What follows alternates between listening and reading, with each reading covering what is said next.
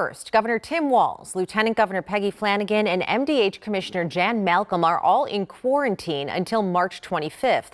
It comes after one of the governor's staff members tested positive for COVID-19 after attending this event on Monday. One of my hardworking staffers tested positive for COVID, which the protocols mean all of us will go into quarantine now for the 10 days. We do this to make sure we not only protect ourselves and our families, but to protect everyone else. This is how you beat COVID. So who else may have been possibly exposed? Gordon Severson joins us live with more on that.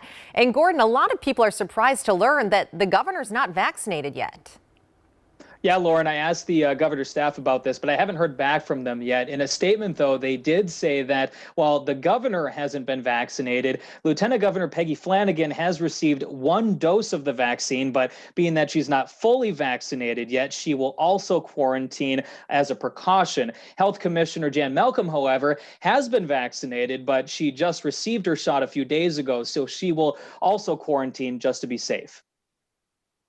Commissioner Malcolm received the one-dose Johnson & Johnson vaccine on March 10th, but that was 7 days ago, well within the 14 days that it takes for the vaccine to work properly, according to health officials. So Commissioner Malcolm has decided to go into quarantine until March 25th. Based on what we know now, neither Governor Walz, Lieutenant Governor Flanagan, nor me were within 6 feet of the staff member for more than the 15 minutes that would constitute a close exposure, but we were all in the same room for a period of time. So given that potential exposure, we're out of an abundance of caution. All three of us are planning to be in self-quarantine. 4 other Minnesota lawmakers were also at the same event on Monday when they toured the vaccination site at the Mall of America. Senator Amy Klobuchar's office says she did not come into close contact with this staff member, so she will not have to quarantine. A source says Klobuchar has been vaccinated. Senator Tina Smith's office says she also won't have to quarantine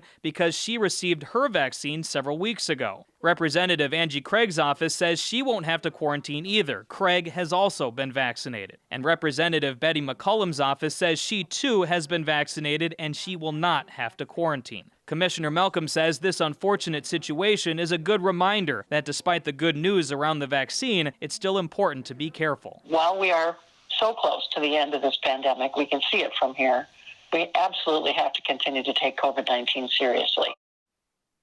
Now, Governor Walz has officially postponed the State of the State address, which was scheduled for March 21st, this upcoming Sunday. But he says that he will continue to host briefings and information for Minnesotans virtually so that he can keep everyone informed about what's going on with the vaccine rollout. Now, Commissioner Jan Malcolm says that so far, no one is showing any symptoms, but they are just being cautious with this because they don't want to take any chances when it comes to possibly spreading the virus to someone else. Lauren, back to you. All right, Gordon, thank you. Back to our other big